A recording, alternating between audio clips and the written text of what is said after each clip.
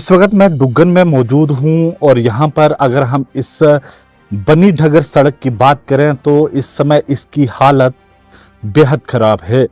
और ऐसे में लोगों को प्रतिदिन किस तरह की परेशानी आती है और ख़ास तौर पर अगर हम इमरजेंसी तरह की परेशानी लोगों को मज़ीद बढ़ जाती है, ऐसे में हमारे साथ बातचीत के लिए मौजूद हैं यहाँ डुग्गन के साबका सरपंच। आइए बात कर लेते हैं साबका सरपंच धनीराम जी से कि किस तरह से लोगों को मज़ीद परेशानी का सामना करना पड़ता है। और ऐसे में अगर हम इस सड़क की बात करें तो लगभग हज़ारों की पॉपुलेशन इस सड़क पर निर्भर है।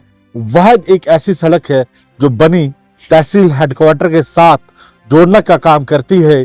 तो वहीं अगर हम जिला हेडक्वार्टर की बात करें तो महज यही एक सड़क है जो लोगों को तहसील हेडक्वार्टर के साथ साथ जिला हेडक्वार्टर के साथ कनेक्ट करती है।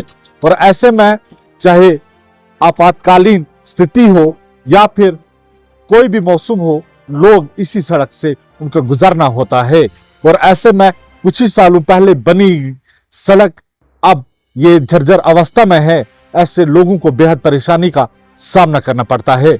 इसी पर बात करेंगे, हमारे साथ हैं साबका सरपंच धनीराम जी। किस तरह से लोगों को परेशानी का सामना करना पड़ता है और कितनी इंपॉर्टेंस लाइफलाइन मानते हैं आप इसे, और कितने पंचायत के लोग इस सड़क पर निर्भर हैं?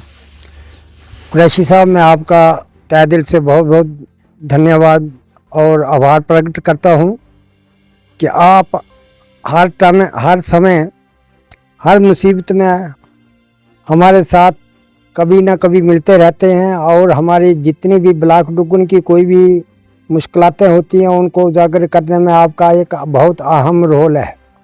तो जैसे आज आपने ये बनी ढगर रोड की बात की, ये दीदा दाना साहब के सामने है कि ये 15 किलोमीटर रोड है बनी से ढगर धमान।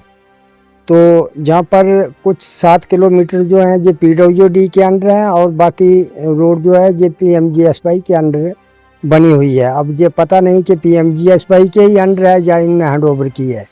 लेकिन आज आपने ये देखा होगा इस सड़क पर, जैसे आपने जिक्र किया कि तहसील बनी की आधी आबादी जो है वो इस सड़क पर निर्भर है। कितनी पंचायतें इस पर निर्भर है? इस सड़क पर 13 पंचायतें निर्भर करती हैं। जैसे हमारा ढगर से बुरडी, धुमान, दुलंगल, डुग्गन, बाड़ी, सुरजन, चलोग, ये अपना कांथल, ये सारी इस पर वो डिपेंड करती हैं। और ये एक वाहिद सड़क है जो हमारी तहसील से इसको तहसील की हमारी कनेक्टिविटी है। तहसील को नहीं, डिस्ट्रिक्ट को, कठुआ को भी अगर हमने जाना पड़ता है तो इसी रोड से हमें बाया बनी होकर बाया बसोली कठुआ जाना पड़ता है। तो पिछले दिनों बरसात में जब जो फ्लड आया था, उस फ्लड से जितना भी इसका नुकसान हुआ है आपने देखा होगा, जायज़ा लिया होगा कि 2-4 जगह ऐसी हैं कि वहाँ पर तो किसी दिन भी कोई ना कोई हादसा होने का वो इंतज़ार कर रहे हैं जगह के किसी वक्त भी कुछ हादसा हो सकता है। और आपने देखा होगा कि ढगर से धुमान को जाने वाली आज भी हमारी बस जो है वो 6 महीने हो गए हैं ये फ्लड आए हुए, तो धुमान तक हमारी वो मेट्रो नहीं जा सकती है। तो आप ये देख लें कितने खड्डे हैं, कितनी जगह ये इस पर मुश्किलात हैं। और ये एक वाहिद रास्ता है। और आने वाले समय में जैसे ही अब बरसात ये मौसम सरमा शुरू होने वाला है, तो मैं तो उम्मीद नहीं करता हूँ कि शायद एक ही अगर बारिश होगी तो ये पूरा का पूरा रोड जो है ये बंद होगा। कई जगह ऐसी स्लाइडें हैं कि वो उनको, हाँ, जहाँ पर कभी जैसे 1-2 जगह है हमारा ये नाथी मोड़ घारा है, एक सुरजन चलोग सुरजन में है, तो वहाँ पर जब भी स्लाइड आती है, मशीन आती है, थोड़ा सा वो मलबा क्लियर करके चली जाती है और फिर दूसरे दिन भाई हाल हो जाता है। सब हाल फिलहाल में जो बारिशें हुई थी और कई सारी सड़कें बंद हुई थी, और ये जानना चाहूँगा कि उस समय कितने दिनों तक ये सड़क बंद रही थी?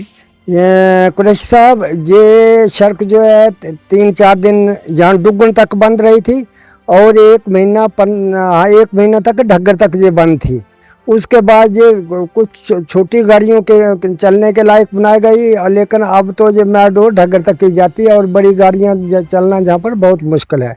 और उसके बाद जहाँ पर एक डंगा भी नहीं लगा, एक कोई उसका काम भी नहीं हुआ, मैं यही गवर्नमेंट से गुजारिश करता हूँ और आपके माध्यम से भी ये हाईलाइट करना चाहता हूँ कि इस सड़क की अनदेखी ना करें, इसको देखें कि इस पर ही पूरा डुगन ब्लॉक जो है वो चलता है। यही कनेक्टिविटी का एक साधन है। तो मैं आपके माध्यम से फिर जताना चाहता हूं कि इस सड़क पर गौर कीजिए। और इस अगर हम इस सड़क पर निर्भर लोगों की बात करें तो आपातकालीन स्थिति में या फिर जो इमरजेंसी सिचुएशन में अगर हम कहें तो उस समय किस तरह के लोगों की परेशानियां मजीद बढ़ जाती हैं, उसमें किस तरह का इजाफा होता है? उस वक्त जिस वक्त ये रोड बंद होता है तो उस वक्त जैसे कोई डिलीवरी केस होता है या कोई ज़्यादा बीमार होता है तो पालकी के सहारे से या कुर्सी पर उठाकर ही उसको बनी तक लाना पड़ता है। भाई एक भाई हमारे पास वो चारा है, बाकी उसके बगैर और कोई दूसरा अल्टरनेटिव हमारे पास है नहीं। कोई अगर प्रेग्नेंट औरत है तो उसको भी हम पालकी के जरिए बनी तक पहुंचा सकते हैं। और कोई अगर ज़्यादा ही सीरियस मरीज़ हो तो उसको भी फिर वो पीठ पर उठाकर चाहे पालकी में उठाकर बनी तक ले जाना पड़ता। और तो हमारे पास कोई चारा नहीं है इसके सिवाय। और अगर आए दिनों जैसे अब मौसम सरमा शुरू होने वाला, अगर बारिशें हुई तो अगर एक माचिस की डब्बी भी ख़त्म हो गई तो वो फिर बनी से लाना पड़ती है। वो भी पैदल जाकर 8-9 किलोमीटर पैदल जाकर लाना पड़ेगी। इसके बगैर और कोई चारा नहीं है। बहुत बहुत शुक्रिया बात करने के लिए। और ये हमारे साथ डुग्गन के साबका सरपंच धनीराम जी थे और जिस तरह से इन्होंने बताया कि जब यहाँ पर इमरजेंसी सिचुएशन पैदा होती है उस स्थिति में लोगों की परेशानियां मजीद उसमें इजाफा होता है। विभाग को चाहिए कि इस तरह की जितनी भी परेशानियां लोगों को आ रही हैं, चाहे वो सड़क हो, बिजली हो, पानी, उस पर ज्यादा से ज्यादा फोकस देने की जरूरत होती है। डुग्गन से हाफिज कुरैशी, बनी अपडेट के लिए। अब घर बनाने को लेकर नहीं रहेगी आपको कोई फिक्र, क्योंकि प्रो बिल्डर बनी बनाते हैं घर बनाने के लिए मजबूत ईंटें, hollow blocks, tiles, fencing poles और घर बनाने के लिए हर तरह के कंस्ट्रक्शन मटेरियल। यहाँ आपको मिलेगा भरोसा, क्वालिटी और सॉलिड स्ट्रक्चर का वादा। तो छोड़िए सारी टेंशन और बनाइए अपने सपनों का घर सिर्फ प्रो बिल्डर बनी के संग, जिनका पता है बनी भद्रवाह रोड नियर आसो ब्रिज। ज्यादा जानकारी के लिए अभी कॉल करें 9906763071 पर।